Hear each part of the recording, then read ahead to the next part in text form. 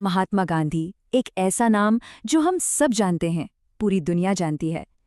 लेकिन क्या हम वाकई उनकी पूरी कहानी को समझते हैं?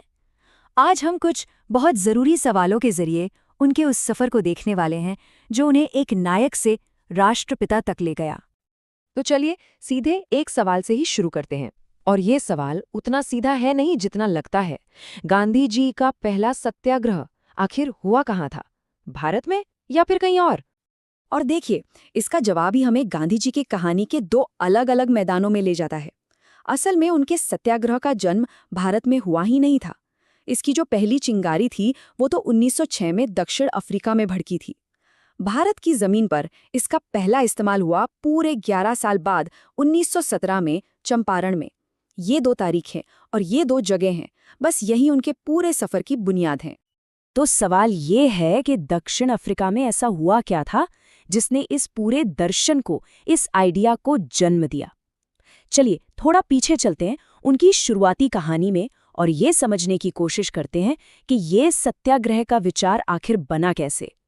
2 अक्टूबर 1869 को पोरबंदर में जन्मे मोहनदास के महात्मा बनने के इस सफर में कई लोगों का हाथ था, लेकिन इनमें दो नाम बेहद खास हैं। एक, उनके राजनीतिक गुरु गोपाल कृष्ण गोखले, जिन्होंने उन्हें भारत की राजनीति की पेचीदगियां समझाईं, और दूसरे उनके सचिव महादेव देसाई, जो कहा जाता है कि सिर्फ उनके हाथ नहीं बल्कि उनकी अंतरात्मा की आवाज भी थे। तो ये सत्याग्रह आखिर था क्या? ये कोई आम विरोध नहीं था। नहीं, ये एक पूरा का पूरा दर्शन था। सत्य के लिए आग्रह, मतलब बिना कोई हथियार उठाए सिर्फ अपनी सच्चाई पर, अपनी बात पर डटे रहना। और इस जबरदस्त आइडिया का पहला टेस्ट, पहला प्रयोग उन्होंने भारत की आज़ादी की लड़ाई से भी बहुत पहले दक्षिण अफ्रीका की जमीन पर किया था। दक्षिण अफ्रीका में सत्याग्रह का प्रयोग तो कामयाब हो चुका था, पर असली परीक्षा तो अब थी भारत में। सवाल ये था कि क्या ये तरीका अपने ही देश की मुश्किल समस्याओं के खिलाफ काम करेगा? और यहीं से उनकी पहली जीतों का सिलसिला शुरू होता है। और भारत लौटते ही गांधी जी एक्शन में आ गए।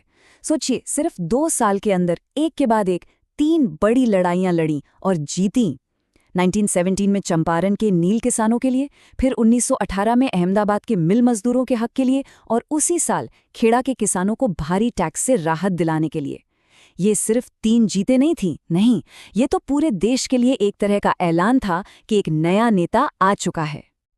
उनका असर इतना गहरा था, इतना जबरदस्त था कि चंपारण की जीत के ठीक बाद गुरुदेव रवींद्रनाथ टैगोर ने उन्हें एक नया नाम दिया, महात्मा, यानी एक महान आत्मा।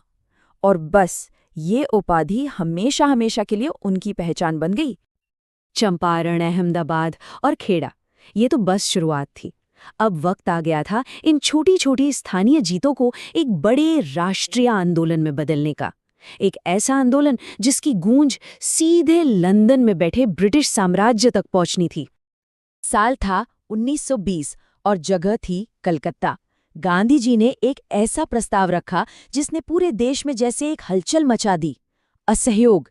ये पहली बार था जब पूरे भारत को एक साथ मिलकर अंग्रेजी हुकूमत के साथ किसी भी तरह का सहयोग न करने के लिए कहा गया। ये भारत का पहला बड़ा संगठित नेशनल मूवमेंट था। लेकिन फिर 1922 में चौरी चौरा में हिंसा भड़क उठी। आंदोलन अपने पीक पर था। फिर भी गांधी जी ने एक ऐसा फैसला लिया जिसने सबको हैरान कर दिया। उन्होंने आंदोलन वापस ले लिया। ये दुनिया को एक साफ संदेश था कि उनके लिए आज़ादी का रास्ता सिर्फ और सिर्फ अहिंसा से होकर ही जाता है और कोई दूसरा रास्ता नहीं। असहयोग आंदोलन भले ही रुक गया था, लेकिन आज़ादी की जो आग थी वो बुझी नहीं थी। 8 साल बाद 1930 में गांधी जी ने एक ऐसा कदम उठाया जिसकी तस्वीरें दुनिया भर के अखबारों में छप गईं। ये था दांडी मार्च। जरा सोचिए, एक 61 साल का इंसान अपनी लाठी के सहारे 390 किलोमीटर पैदल चलता है और उसके पीछे पीछे पूरा देश चल पड़ता है। ये सिर्फ नमक कानून तोड़ने की एक यात्रा नहीं थी, नहीं, ये ब्रिटिश राज को ये बताने का तरीका था कि भारतीय अब अपने सबसे बुनियादी हक के लिए भी लड़ेंगे। और फिर आया साल 1942। दूसरा विश्व युद्ध चल रहा था। गांधी जी ने अब तक का सबसे बड़ा और आखिरी नारा दिया, भारत छोड़ो।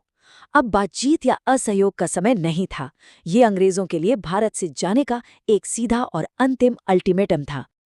गांधी जी की ताकत सिर्फ सड़कों पर लोगों को इकट्ठा करने में नहीं थी। उनकी असली ताकत तो उनके विचारों और उनके शब्दों में थी। तो सवाल यह है कि ये विचार लाखों करोड़ों लोगों तक पहुंचे कैसे? कैसे उन्होंने अपनी कलम को ही अपना सबसे बड़ा हथियार बना लिया? 1929 तक आज़ादी की मांग डोमिनियन स्टेटस तक ही सीमित थी, मतलब ब्रिटिश राज के अंदर ही अपना शासन। लेकिन अब नहीं, लाहौर में नारा गूंजा, पूर्ण स्वराज। संदेश बिल्कुल साफ था, अब कोई समझौता नहीं, हमें पूरी और मुकम्मल आज़ादी चाहिए। लेकिन सोचने वाली बात है, उस जमाने में जब ना टीवी था ना इंटरनेट, तब पूर्ण स्वराज जैसा इतना बड़ा और शक्तिशाली विचार देश के कोने कोने तक, गांव-गांव तक आखिर पहुंचा कैसे होगा? जवाब था उनकी कलम। हिंद स्वराज जैसी किताबों से उन्होंने अपने दर्शन की पूरी नींव रखी। अपनी आत्मकथा सत्य के प्रयोग से उन्होंने लोगों को अपनी कहानी से जोड़ा, उन्हें प्रेरित किया। और इंडियन ओपिनियन से लेकर हरिजन तक अपने अखबारों के जरिए वो हर हफ्ते सीधे लोगों से बात करते थे, उन्हें जगाते थे और आंदोलन से जोड़ते थे। आज़ादी का सपना तो सच हो रहा था, लेकिन गांधी जी की लड़ाई अभी खत्म नहीं हुई थी। अब हम उनके जीवन के उस आखिरी दौर को देखेंगे जहां विरासत और बलिदान दोनों साथ साथ चलते हैं। 1930 के दशक में गांधी जी एक साथ दो मोर्चों पर लड़ रहे थे। एक तरफ 1931 में वो गांधी-इरविन पैक्ट के जरिए अंग्रेजों से राजनीतिक मोलभाव कर रहे थे, तो वहीं दूसरी तरफ 1932 में हरिजन शब्द के साथ वो भारतीय समाज की सबसे बड़ी बुराई छुआछूत पर सीधा हमला कर रहे थे। उनके लिए आज़ादी सिर्फ राजनीतिक नहीं थी, सामाजिक भी थी। देश आज़ाद हो चुका था, लेकिन शायद उनकी सबसे बड़ी लड़ाई अभी बाकी थी। और फिर आया 30 जनवरी 1948 का वो दिन, जब नफरत की एक गोली ने उस आवाज़ को हमेशा के लिए खामोश कर दिया। एक युग का अंत हो गया। लेकिन क्या वो आवाज़ सच में खामोश हुई? नहीं, उनके विचार आज भी जिंदा हैं, और उनकी विरासत का इससे बड़ा सबूत क्या होगा कि उनका जन्मदिन 2 अक्टूबर आज सिर्फ भारत में ही नहीं, बल्कि पूरी दुनिया में international day of non violence के तौर पर मनाया जाता है। तो ये पूरी कहानी हमें एक आखिरी सवाल के साथ छोड़ जाती है। हमारी आज की दुनिया जो टकराव और नफरत से इतनी भरी हुई है, क्या यहाँ गांधी जी के सत्य और अहिंसा के रास्ते की कोई जगह बची है? या शायद आज हमें इसकी पहले से कहीं ज्यादा जरूरत है? ये एक ऐसा सवाल है जिसका जवाब हम सबको मिलकर खोजना है।